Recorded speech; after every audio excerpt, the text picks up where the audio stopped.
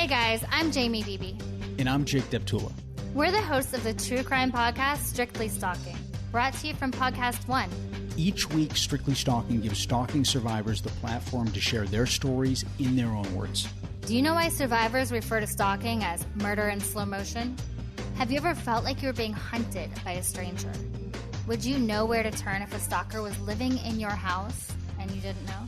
We're bringing you these stories to raise awareness about stalking and give you the resources to know what to do if you or someone you know is being stalked.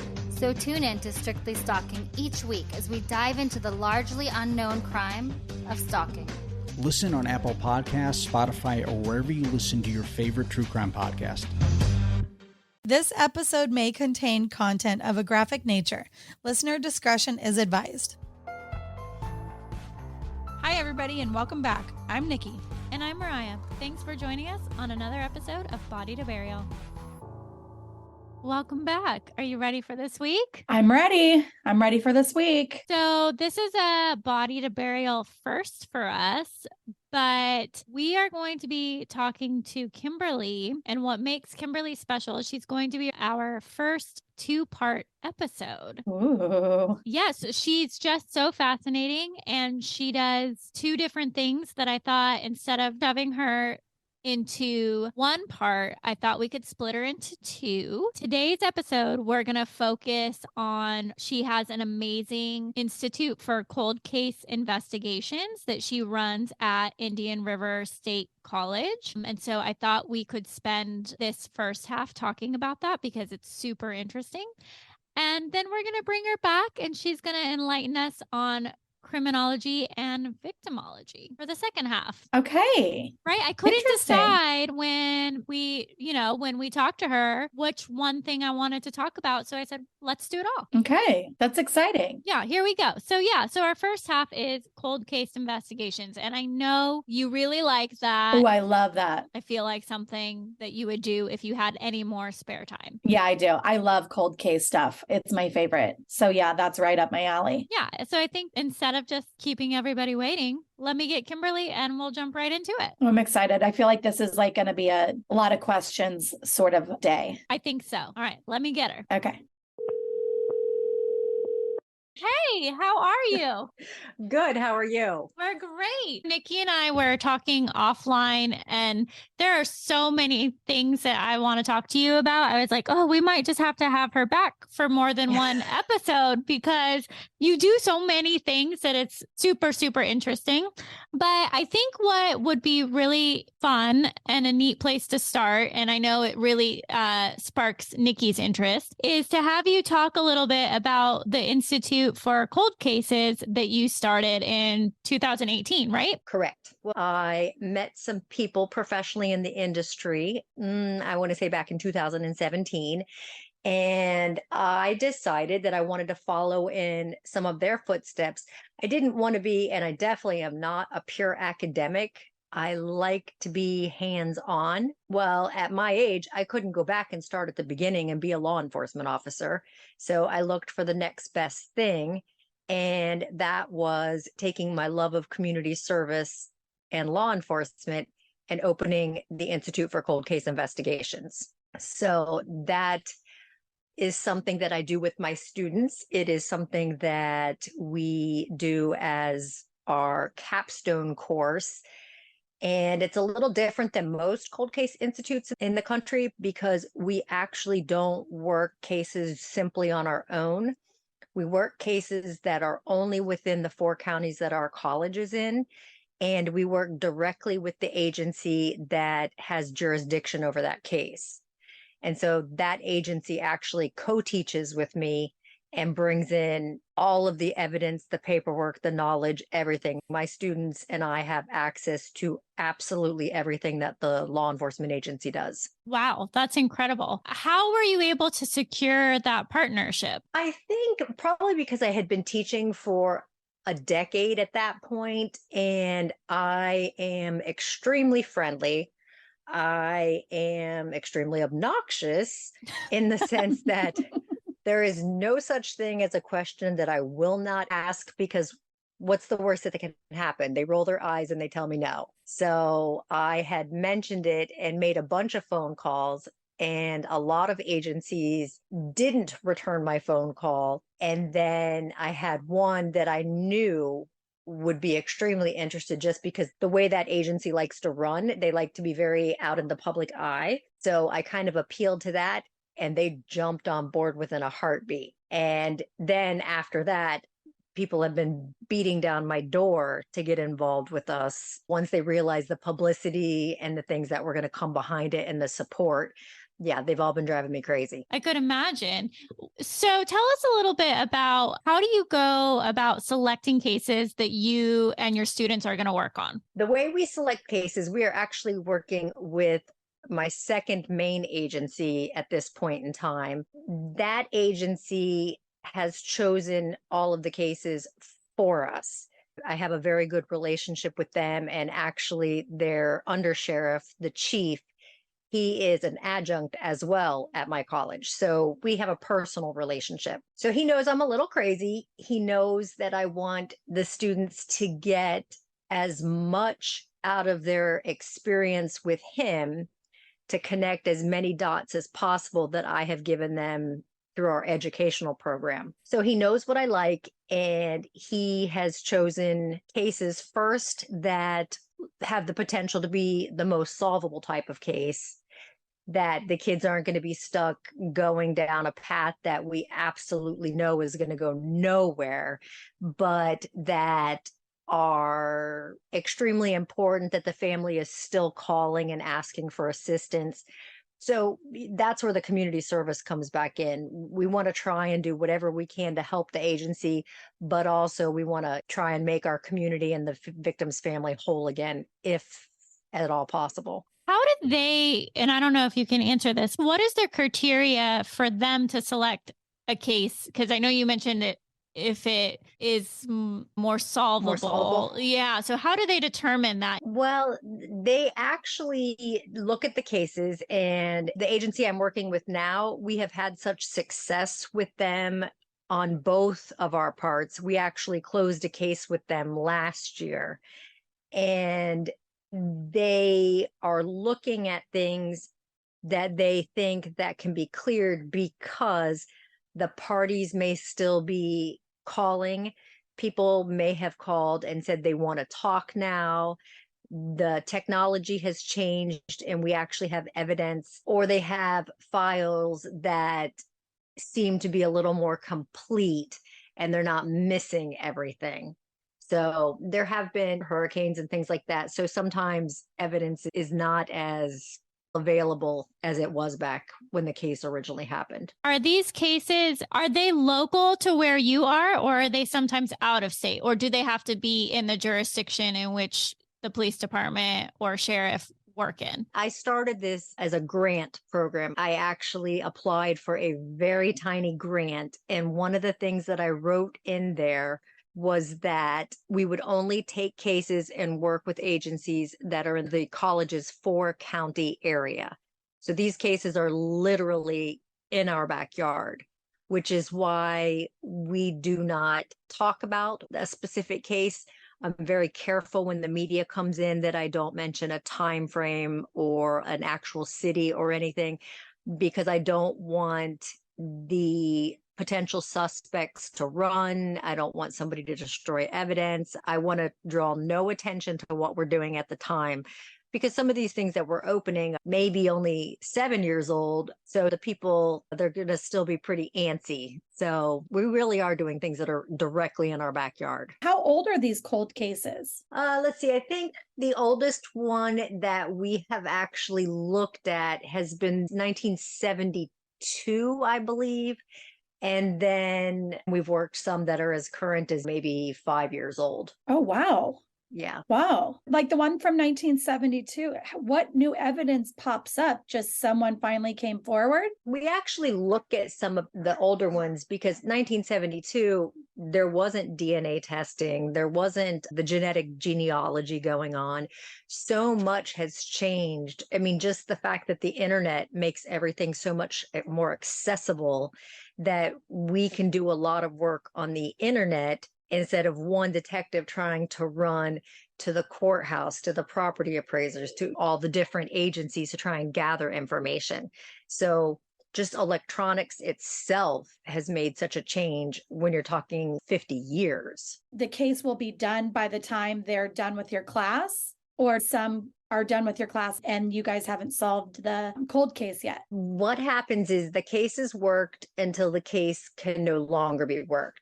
So each student, they're only able to take this class at this point in time in their very last semester, because I want them, and our criminal justice department wants them to have as much of their degree completed as possible.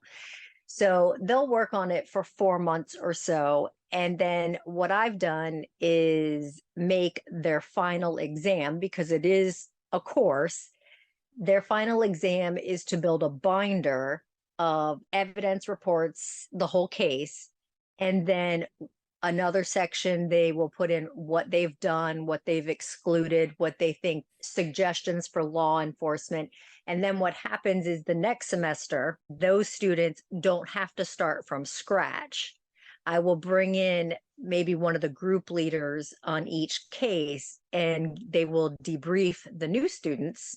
And that way they can just quickly go through the past documents and then pick up where the other guys left off, and we can continue to move forward. We have several cases right now that are probably sitting on my shelf, I want to say probably for almost 2 years, because I am waiting for evidence to be tested and the reports to come back from the FBI lab. Does that take a really long time? Yeah, I think it took us 6 months before we even got an acknowledgement of evidence received. So I would assume, and then in speaking to my law enforcement officers, that so much is being sent to the FBI that is current on a daily basis, that it really is what's current is what's being tested and gone through right now, because time is of the essence. And then as they can get to the other stuff, we actually then are going back and testing and trying to clear the older things. If you guys weren't working on this, who would be? Well, that's what's interesting, is that some of the agencies, technically, they don't have a cold case unit or anyone that is assigned strictly to cold cases. So they would only be looked at when detectives, I'm going to say this, they never have a free moment, but when they are a little more free, they will go and they will grab a case and go through it and review it. So the agency I'm working with now actually has opened up their own department.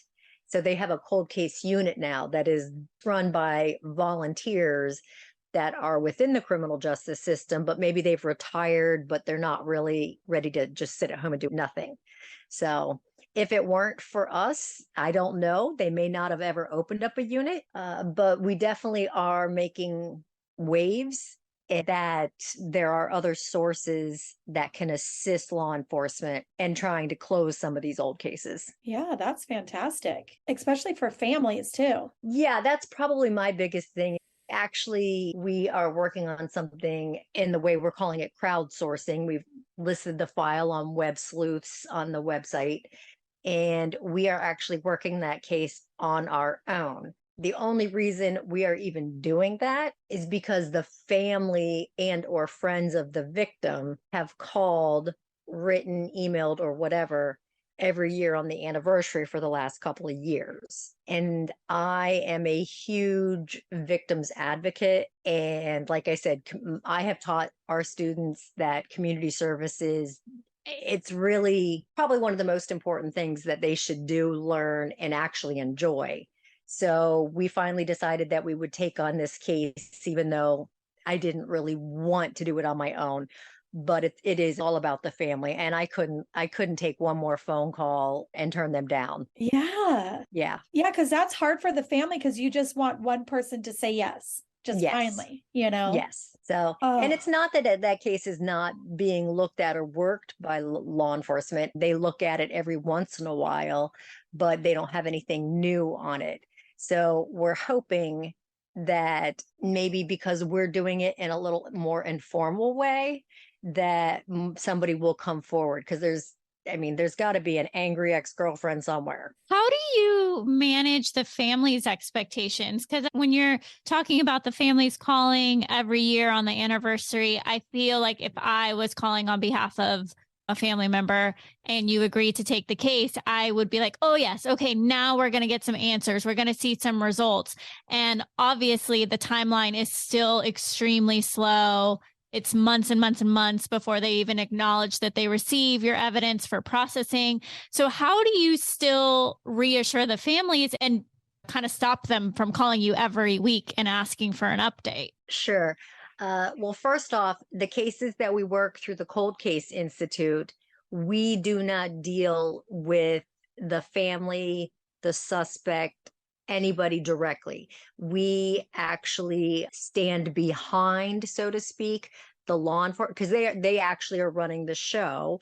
We may be working it and doing it hand in hand, but they do everything that comes to the legal section. I see. Okay. Those people we don't have to deal with, but the people that I do get, my email gets flooded. And I got the best one the other day. The guy said he was a witness to the Jimmy Hoffa murder. Wow. Oh, wow. I'm like, really? I'm pretty sure you weren't, but okay. So it gives me this big, huge spiel. So I get a lot of things like that. You just got to weed through them and see what's real and not. And then I have a partner in crime and we vet the people to see how legitimate it is. And most of the cases I don't touch, especially if they're out of jurisdiction. So what I do to help the family is find somebody in that, like I'm not in Seattle, but I will call and find somebody in Seattle that is qualified and willing to take that case. So I never leave anybody hanging. I just can't always be the one to pick up the ball. Okay, so I guess this might be a dumb question, but how does a case technically become a cold case? Because like you said, some police departments don't have the bandwidth or the department to work a case. So let's say my son goes missing. At what point do they kind of decide, okay, we're not going to actively work this. We're just going to set it aside and it's going to sit here. Is that what defines a cold case? How does it become technically a cold case? And how does it get to a point where it can be opened up for you to work it? Okay. Very simple. To earn the title of cold case, there are only 3 types of crimes that don't have a statute that will be left cold or open, so to speak, forever. That's a missing person, sexual assaults, and murders. So only those 3 cases can be looked at again for any type of prosecution or justice in the long term. What will actually make law enforcement take a case from being actively worked to not being worked as often or being given that label as cold is usually when the leads dry up and they don't have any place to go. They're just completely lost. So there's no evidence, nobody's talking, there's no cooperation. It's just like when you don't know where to go anymore, you put it aside and then you come back at it later and hope that you either see something you didn't see the first time or technology has changed. Otherwise, you wait for somebody insane and crazy like me that's going to bring in a bunch of students who are going to have crazy ideas, and sometimes they work. Okay, this is a clarifying question. So that time period, could that be like 6 months or 8 months before they realize, oh, we have nowhere to look? Or do they normally keep it open and active and on their desks for at least 6 months before they pull off the resources? I'll tell you this, there is no specific time frame. There are cases that could technically be labeled cold after a week. If there is nothing to do, nowhere to go, then it's not going to immediately go off their desk. But you got to remember that other crimes and things are happening at the same time. So if you don't have the time to just start picking up every stone that there is, then you're going to move over to the new case and try and keep it from going in that direction and praying that you can solve it. And then the other one has to wait.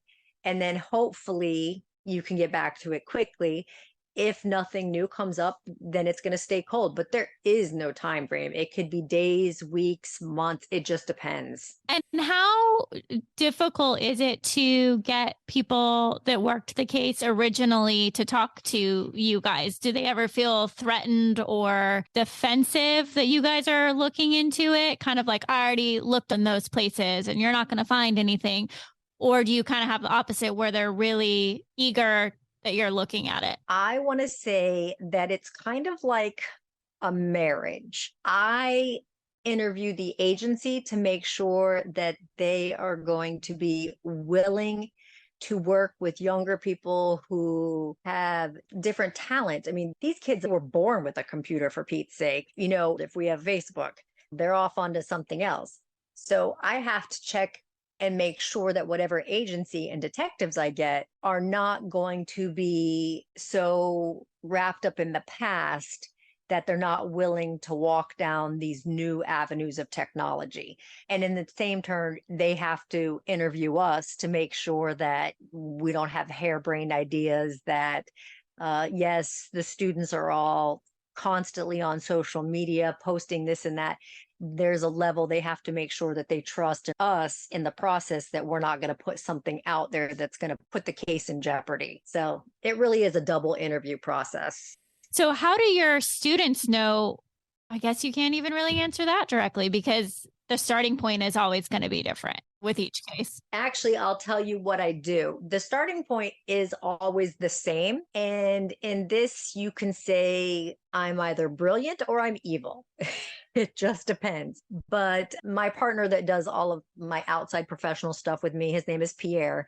He suggested that we do not give the students the case file when they start, because law enforcement doesn't show up on the scene and hand it a file. They have a dead body laying in front of them. And then they're like, okay, go solve it. So each semester we do it a little different. The first semester we were really nice and we gave them a single news article. And that news article had the victim's name, the date, the time, and what was found, you know, whether it was a house fire or a person that was in a car, whatever.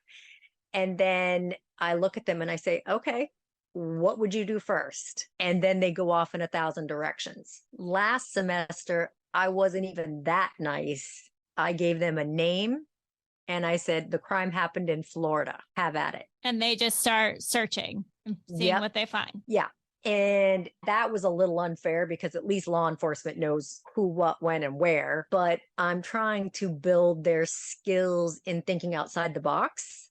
So I was very surprised this semester when I did that to them, how much they found the very first day. It was absolutely crazy. But I was never more proud of students in my life because they didn't even try and solve anything. They just gathered, and it was brilliant. How many students do you have in your class that are working on these cases? So each class will only have 15 in it. And depending on the type of case, or if the case has a lot of witnesses, suspects, all kinds of things, we may all work on that one case and divvy it up into sections just as the detectives would do. If the cases are smaller or you're really going to have to dig to find things, I usually work 2 cases at a time, but I have at one point worked 3. So that one happened because the last case the kids solved, they solved in 6 weeks, which was phenomenal. That's incredible. Yeah. So, and it was their computer skills that found a piece of evidence that had kind of just gotten lost in the system. When you guys are working on a case, do you just hit the ground running? Nope. The day class starts is the day I give all the rules, the legal consequences for not following the rules. I mean, if they were to post something on Facebook about the case, well, there are consequences at the college for both them and me. But aside from that, I loved it when the sheriff said, we don't care if you get kicked out of school. I'll just arrest you. You're hindering an investigation. And all of our eyes got really big. So we go through the rules, and then the detective will turn around and say, okay, we're going to work on this case. I will have everything ahead of time, but I don't give the students anything. So he'll ask me, what do you want to give them? And I'll either say, go ahead and brief them, or nope, we're not giving them anything. We try and keep it different just because every crime that an officer goes to is different. So I don't want them to think in the way of a pattern. I don't want them to get used to anything. What are their limitations? Because obviously they're not police officers. I'm assuming if they find someone and they're like, hey, we want to talk to this person, we feel like they might have seen something or know this person. Does everything have to come back to you first, or are they allowed to reach out? Where do they have to stop? Yeah, they are not allowed to make any contact with anybody, period. I don't want them going, and nor does the agency want them going. I don't care if it was a bar fight. I don't care if it was a murder in a house. No, they're not going unless they have permission from the agency or they're going with the agency. We have given many suggestions of people that either need to be re-interviewed or interviewed for the first time. Are they allowed to sit in on those interviews or no? I've had them both ways. It depends on the detective that's in charge of that particular case. They will either allow us to sit in the room behind the window with other law enforcement officers. That way we can look at body language, micro expressions, all of that stuff. We are able to communicate back and forth if we can at the time and say, hey, this doesn't match what they said before. And then the officer can push that angle. Or, like the person we have asked to be re-interviewed this time is in prison, and there's no way. I'm not sure even the college would let them go that far, but normally it's just the law enforcement officer that goes if it's in a facility of any kind, mental health, prison, something like that. We do have somebody that is out of state that we have a case that we can close at any time once we're able to get to interview that gentleman. If he just tells my officer one good lie, we have him. And that's a huge case. So we're hoping that happens soon. Do you ever have students, because I know they have to take this at the end of their education, do they ever just beg you to please let them continue working the case after they've graduated just because they've spent this time and they want to see it through? Well, yes. The case that I just talked about, that we have everything we need except a confession or a really good lie out of this one particular individual. That was a summer semester, and I normally don't do this class over the summer because the semesters are so short. But I had 4 girls and they were so highly motivated, we decided to do it. They graduated and they did not leave. I'm like, guys, you've got your degrees. You're good. They're like, nope.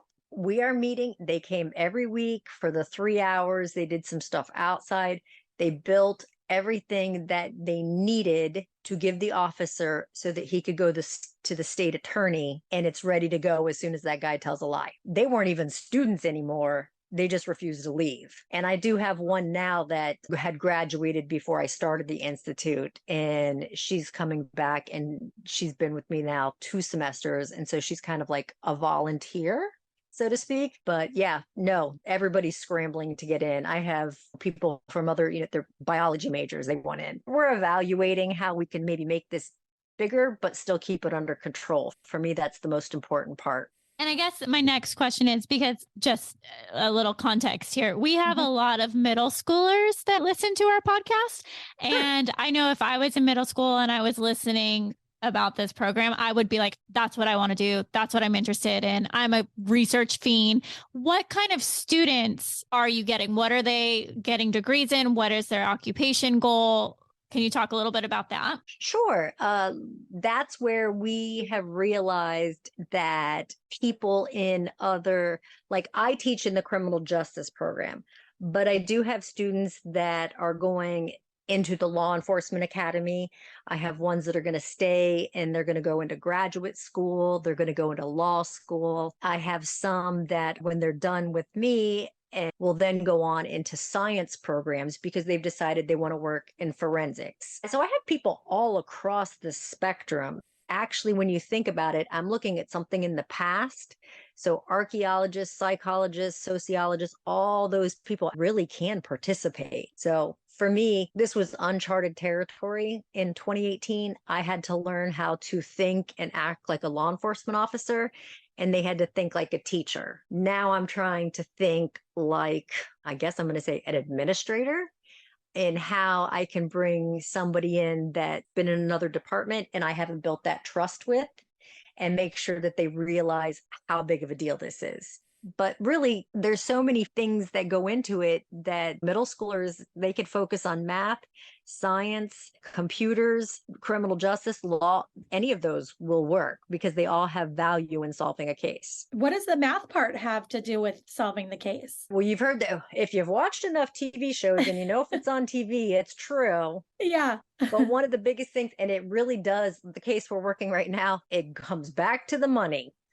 Oh, okay. So there might be accounting involved in it. It also plays a role in looking at, I don't want to be too graphic, but where the body of your victim is, and being able to determine the physics and things like that of where your suspects could have been standing or where they were when the act was committed. That's interesting. Criminal justice, or I should say, we call it criminology, which is a study of crime, really isn't its own thing. It steals a piece of every other kind of education to put together. You know, you need the medical community because there might be something medically wrong with the person and that's why they passed, or your suspect might have a medical issue like a tumor that caused them to do what they did, and once that's removed, they're not that evil, nasty person. You've got psychology, you've got mental health. I mean, criminology is a field that can take anybody. And I am one of those people that I didn't get my degrees in a straight line, meaning criminal justice, criminal justice, criminal justice. And I'm still building on my education. Like right now, I'm doing forensic linguistics because for me, words say a lot. There's a big difference between being, and I'll make it rated PG here, to say I'm upset with you versus I am extremely angry. You've said the same thing, but it doesn't mean the same thing. A lot of times you can catch people in lies or just nerves or whatever based on the way they speak. It's interesting. We talked to a linguist and it was crazy where he can see something as simple as one word in a piece of paper. Absolutely. It's wild. Or if they're repetitive with that one word. It is, to me, it was completely fascinating. And then I did meet a very famous FBI linguist, and, you know, he was partially responsible for catching the Unabomber. That was our guest. Yeah. Yes. Yeah. Well, it's like, I can't wait because he's about to be my teacher and he's probably going to want to kill me because I do nothing but ask. I'm like, why? He's fantastic. You're going to love him and he will love all your questions. He's going to be like, okay, you've monopolized me enough. Shut up. Oh, no. Yeah, but I know him and all of his team that work together. They've been very good, especially one of the other agents that is also retired. He actually will Zoom with my students. He will let them interview him for projects. He will respond on our Facebook for the Cold Case Institute. He will respond to a student. So that's why when you said I do so much, that's why I do so much, so I can meet those people, so I can bring it back and be the coolest teacher possible to give them the best education. That's fantastic.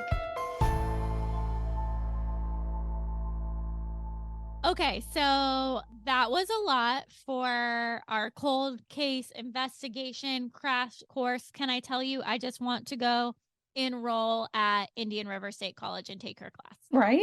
I'm gonna sign up today. It's fascinating. All of these people that we've talked to that do classes, I'm like, can I do one? Can I go there? Can I fly there?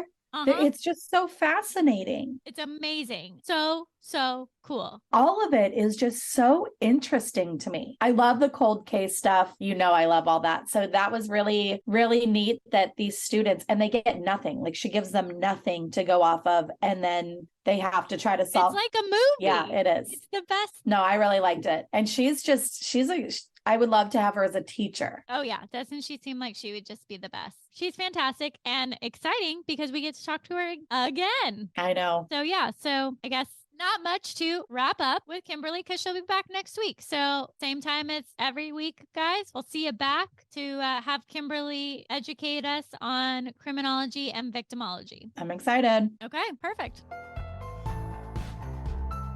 Thank you so much for listening and supporting us. We do encourage you to follow us at Instagram at Body to Burial. Hit us up on Twitter at Body to Burial. And you guessed it, you can send us an email to hello@bodytoburial.com. If you have any guest suggestions, just let us know. Please hit the subscribe button or follow button on whatever app you are listening to. Thanks so much, guys. See you next time.